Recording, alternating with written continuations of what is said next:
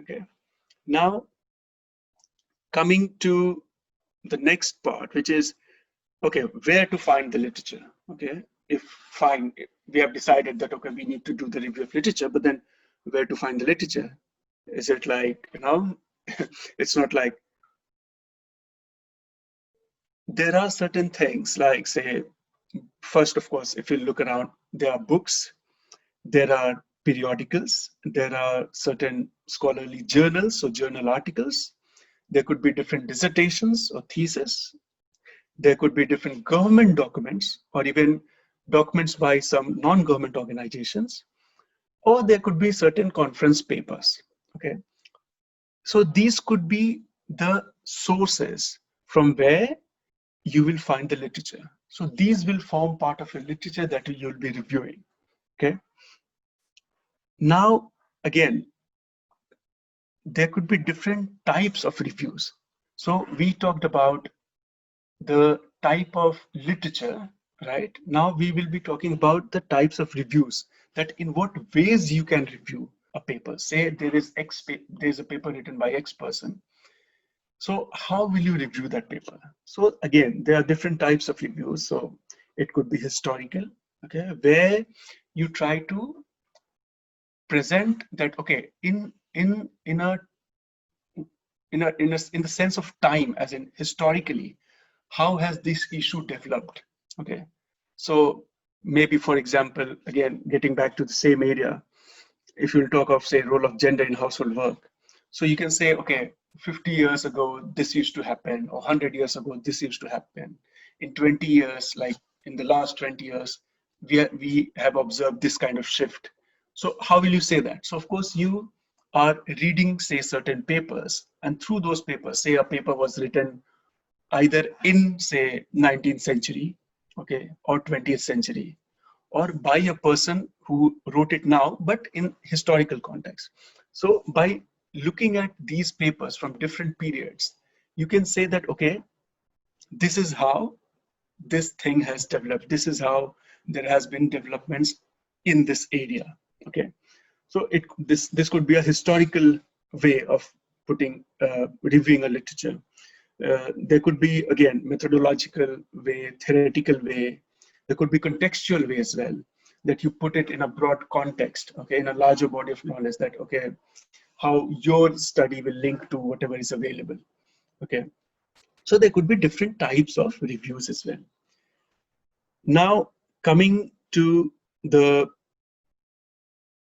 the final part, which is about the limitation part. Now, there are different kinds of limitations that come into picture when we do a research work. Because, of course, say, as I think two questions which were there, one was about the in terms of 6 weeks, and one was about length of papers. So what could be different limitations? So when you you know embark upon a journey of writing a paper, writing a research paper, I have divided into 4 parts. So the first could be the time limit, okay? Because it's not that you start writing a paper and you have like 1 year or 2 years, or like infinite years with you to write that paper. So there will always be, if you're doing a research work for a degree or for a subject, if you're writing a paper, there will always be a time limit, that, okay, you need to write this paper in next 1 month. Or say, if you're doing a master's degree, if you're about to write a master's thesis, you will have 3 months. Or say, if you're writing a PhD thesis, overall you'll have like 3 to 5 years. So the very first limitation is of time, the duration which is available to you to complete your research paper or research work or your project, right? So when, because of this, we think of that what number of articles or number of books we should study to do the literature review. This needs to be kept in mind, that, okay, I have this limit, I have this limited time, and in that time, if I need to do this, if I need to write this research paper, I should limit myself in how many books, how many articles should I read. Okay, So you need to plan that way. The second limitation could be of space. Okay. By space, I mean the space which is available to you in terms of length or word limits of the paper. Okay. Because this plays very significant role again, as you may have seen that you are asked to write a research paper, say of 10,000 words, of 5,000 words, of 80,000 words thesis kind of thing. So that's another limitation. And again, you need to take into consideration this aspect as well. Because say, if you have a word limit of 10,000 words to write a research paper, you cannot have a chapter on literature review of 6,000 words. Because can you imagine how imbalanced it would look that you have a 6,000 words of literature review and then you have 4,000 words available for you to give your own input, right? So this also needs to be taken into consideration. Now, the third limit aspect, the third aspect of limitations that is there is of resources. And by resources, I mean, say it could be funds, it could be your energy, it could be your accessibility in terms of power, your social identity like gender, race, religion, class, your academic institutional background. Because I don't know, uh, I have faced it myself that sometimes it happens that, okay, you go to a particular place to research, to do a field work, say for example, to observe something. And there if someone asks you, okay, where are you from or where are you studying? So if you say that, okay, I'm studying in this X institution, and then you say I'm studying in this Y institution, it may have a huge impact if there is that kind of hierarchy in those institutions, okay? So all these things do play a significant role and also act as limitation while you do some research work. And the last thing could be the place, the place of research, the site of research, because again, depending on, okay, you have to go to say some war ridden area or some conflict zone, or say you have to go to some place where it is dominated by males. So our social identities then may play different roles in accessing these sites of research. So these are various limitations that need to be kept in mind when we think of doing research, when you think of writing a research paper. Okay, so I think that is it. And now I think I'll open the floor for question and answers. So whatever questions you have, you may now ask. Okay, thank you so much. Yeah.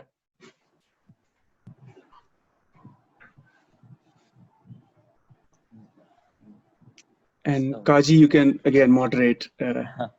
Yeah, so do we have questions? Please feel free to chime in. You can unmute your mic and pose your question if you have any. Yeah, and do introduce yourself as well. That would be helpful. That would be great.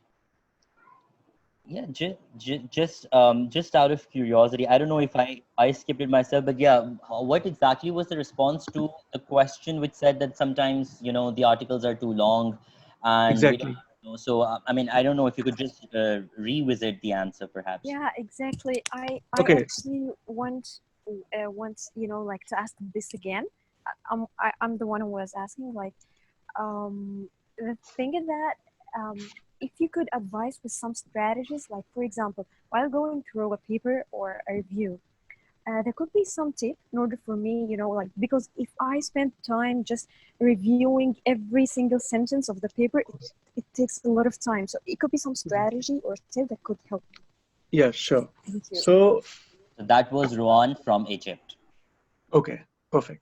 So, so responding to your question, I think the method which usually I follow is to begin from the title. So if there is a book, there is an article, you can begin from the title. That, okay, what's the title of that book or that article? What does it say? And what do you understand by just the title, just reading the title? Then you can move ahead to the abstract, and that's the purpose of providing abstract. So when you read a research paper, you will usually find that there is an abstract of 200 words, 150 words of abstract. So you can then proceed to read the abstract, that, okay, what does that abstract say about the paper? What do you understand? That, okay, if I just read the abstract of the paper, what do I understand that what the paper is talking about or will talk about?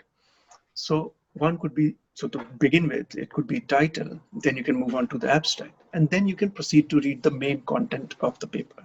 Okay.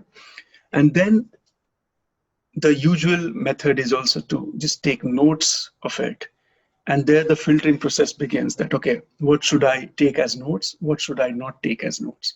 Because then it depends on various, of course, factors, that, okay, what do you find relevant for your work and what you don't find relevant? So I think this should be the usual way to go about it. And at the end of it, of course, you organize whatever notes you have taken in a brief way, that, okay, if you, even if you have read a paper, say you couldn't understand through the title and abstract, that, okay, what is it talking about actually? You read the whole paper. Then after reading that whole paper, you try to come up with brief notes, that, okay, later on, if you want to revisit that paper or the central argument of the author in that paper, then you can just go to your notes and you can say, okay, fine, this X author in his paper, in her paper, and talked about this particular thing. So I think that should be the usual way to go about it. Right, thank you. Okay, you're welcome. And also, I think I could add one more thing, because of course, in this internet era, the role of internet also is very important. So I would like you to be cautious about it. So there could be both positives and negatives of using internet to do research work, and I've seen it many a times. So say in terms of positives, pros, of course, you have better access, you can quickly access, and many times you'll find that there are certain links which have been given in a paper by the author, and you can just click on that link and go to another paper and buy that. So that's, of course, a very big positive of internet, using internet. But on the other hand, we need to be very cautious of the negatives of it. Like, for example, there is no actual control on the content of it. So, for example, we very often say refer to Wikipedia, right? So we also must understand that, of course, without being disrespectful to Jimmy Wales, who founded it. Of course, it's very helpful, but still we do understand that anyone and everyone can actually have a page on Wikipedia. You actually can go and create a Wikipedia page and write something about something. So that's one example, and there could be other ways as well, because there could be multiple websites, there could be many things, and you never know if the content of that is, again, going back to the question of veracity. So you are not sure about it. So I think in terms of using internet, we should be balancing these pros and cons. So yeah, that's it. Now, anyone else has any question? Go ahead with it. Hello, my name Yeah. is Amna and I'm from Pakistan. Okay. And I'm from the group of education and innovation. And basically what we're working on is to find new alternative tools and new traditional education practices that could help fill the digital divide. So I wanted your advice on what kind of literature review should we do? Yeah, so that's my question. Okay. So is it about using the traditional methods or traditional ways to fill that digital divide gap? Is that what you Yes, meant? yes. Okay. That's what we're doing right now. Okay. So I think, look, because of course I'm not an expert in that area, but then usually if you have something like this or anything, you usually start searching. The usual method is to have certain keywords. So as you said yourself, so say traditional methods, traditional ways of imparting education, or say filling the digital divide or digital gap in education sector. So there could be certain keywords, there could be certain key phrases that may then lead you to different sort of literature around those keywords and key phrases. So that's the usual way to proceed when you do such kinds of research works. Okay. Okay, yes, thank you. Okay, welcome. Anyone else? Hello. Yeah. Hi, so I'm Batul. I'm from Pakistan as well. So I had a question that I don't. So our group is like I'm from the rural development group, right? Okay. So we have chosen secondary methods as a part of our research methodology, and is that how do you draw a line between literature review and then secondary research method as part of your methodology? I mean, sometimes it can happen, like I'm really confused as to a lot of findings can be written in the literature review, and then how will we incorporate them in, maybe I'm not able to articulate it well, but just the difference between, I just want to know between secondary research and literature review, because sometimes I feel like the line between both gets blurry. Okay. So literature review is something very different than secondary research or secondary literature, secondary nature of resource. Because what happens is, so say for example, there could be different kinds of sources. Okay, so there could be primary sources, there could be secondary sources. Okay, so by primary sources I mean the very original things. Okay, so if you say talk about a text, a historical text, so it could be that, okay, the original written book maybe, or it could be, if we'll talk about some religious text, so the original written book. Okay, or if we talk about some issue, so if I have generated data by talking to someone, as I was giving example of, say, talking to 50 women or talking to 50 men, so that is in a way a primary source, because that's first-hand information I'm getting. Okay, now if you are doing a research just by taking these sources, like my research work and some other people's research work, and then by gathering our central arguments, so say I argued something, Y argued something else, Z argued something, third thing. So now if you have taken our opinions and our arguments, and then just on the basis of those arguments, you have written a paper that, okay, this, like X has said this about it, Y has said this, and I can think of these arguments in this way. So that could be, or that will be in a way, a secondary research output by you. So yours will not qualify as a primary research output. So this is how you distinguish between primary and secondary, as far as my knowledge is concerned. Hope it's helpful. Yes, of course. Thank you. Okay. Yeah, anyone else? Do we have more questions? Sir. Yeah, okay.